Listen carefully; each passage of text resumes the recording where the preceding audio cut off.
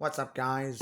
Vanilla Rabbit Lover 2001 Productions back here with another video, and for today's video, I'm gonna make a review on one of my favorite animated movies of the 2010s, of the late 2010s, My Little Pony the movie.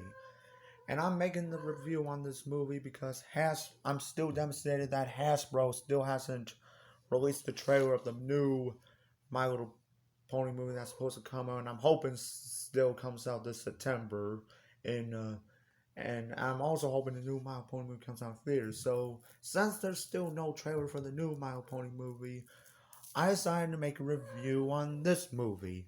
And and for those who haven't seen this movie, I recommend that you get off this video because this video will contain spoilers. So if you don't want to be spoiled, I recommend you get off this video and watch the movie first. Now, this movie is based off of the 2010 animated series on Discovery Family, formerly known as a Hub Network, called My Little Pony Friendship's Magic. And this movie is also based off of the 1982 toy collector series My Little Pony by Hasbro. And so basically now let's get to the plot. So this movie starts off with Ponyville. We start off at Ponyville with a parody of We Got the Beat, and then we cut to Twilight as she is a little nervous about the festival. She was getting a little nervous, and she was afraid that her friends, not friends, that the princesses was gonna turn them down. But Spike reminds her that she's a princess too. Princess Twilight asks the princesses help, but they remind her that she's the princess of that she's the princess of friendship, and she has all the magic she needs. Meanwhile, we then cut to her friends trying to get ready for the friendship festival, and then Songbird arrives. Everything was going great until the storm cloud and the airship came, and then we get introduced to this bear named Grubber, who announces that they come from the behalf of the Storm King. And then we get introduced to Tempest Shadow, who lost her horn. And then she gets furious and turns the princesses into stone. She tries to turn Twilight into stone, but Rainbow Dash saved her before she was turned. And then the ponies manage to escape Ponyville, but now they have to leave Equestria and get the army that they need. They go out for help. First, they go to this desert-like place, and they meet this cat named Catbird, who is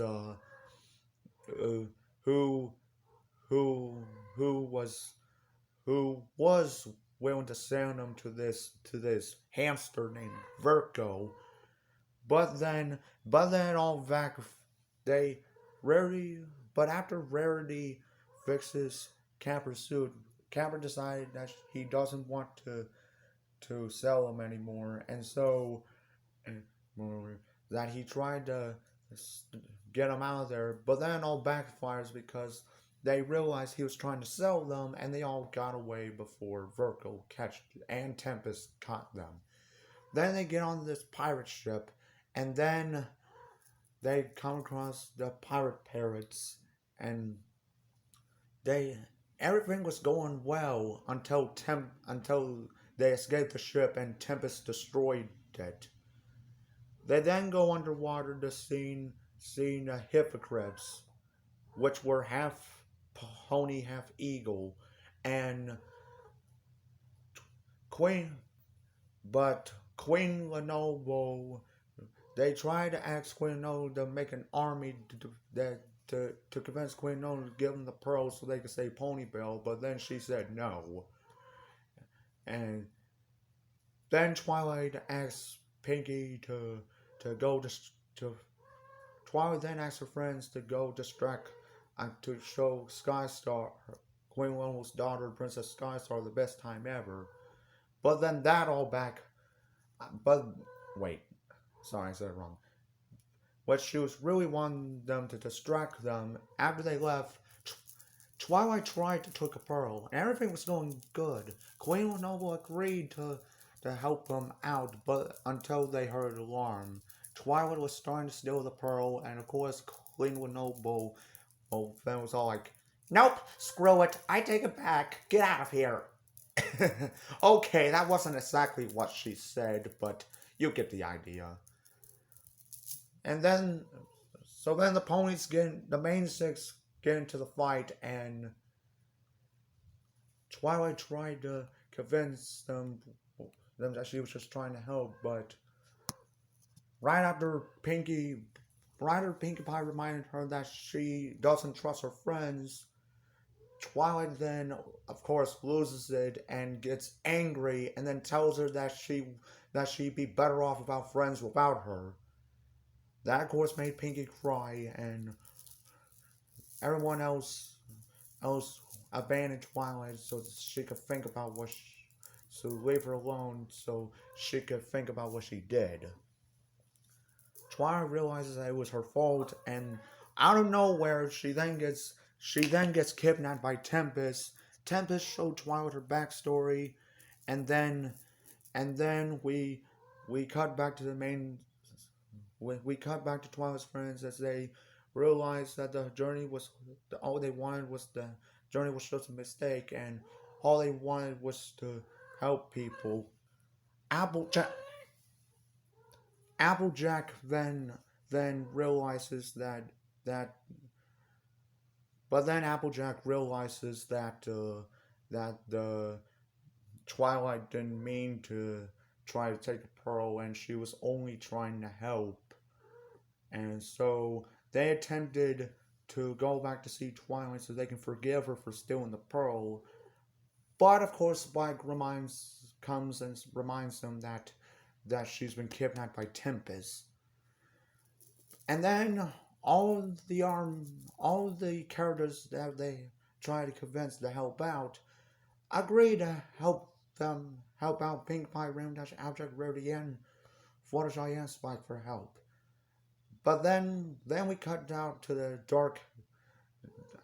We then cut back to Twilight going to Celestia's castle, and boy, it's dark and scary, let me tell ya. And then the Storm King arrives, and okay, here's. I do like this movie, but I have an issue with the Storm King. I hate him, and why did they even make him the main attractionness of the film? He's why? The Storm King was hardly even in this movie, so what was the point of making him the main attractionness? Anyway, she steals all the man. Anyway, Storm King gets angry at Tempest for not stoning her, but he's still able to take all their magic, and he tries to take over, but then the five catches him, which separates the Storm King from his staff. Twilight saves Tempest, and Tempest thanked her, and then the six ponies try to get the staff before the Storm King did, but then the tornado got very strong that it blew them all away entirely, and but Twilight, while realizing that she has wings, fly back, and they all the main six reunited, and but as I was about to fix everything, the Storm King strikingly climbed back up to the balcony as she was trying to kill Twilight, but Tempest stopped her before he did. But then Tempest stopped the Storm King from doing that. Tempest got in front of Twilight, and then both the Storm King and Tempest get into stone. Tempest gets saved, but the Storm King does not get saved, because after he lands on the ground, he shatters into pieces.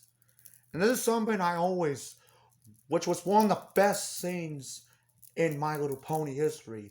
This is something I always expected to happen in My Little Pony Friendship with Magic, for a villain to actually be killed off.